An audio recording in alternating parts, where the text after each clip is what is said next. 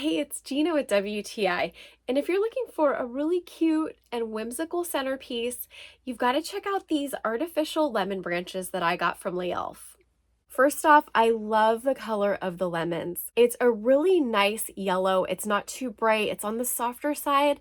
And I love how they gave some attention to detail by putting some spots on the lemons and varying the color.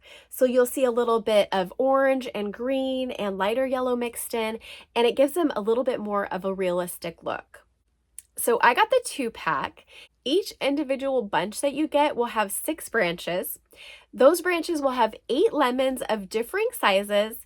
And what I really like is that they made the addition of having magnolia flowers and some curly willow to really bring the look together. The lemons are made out of very firm foam, so it's not going to bruise or dent by pressing on them.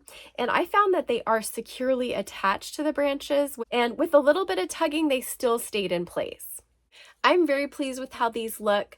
I think you should check them out, and that's my point of view.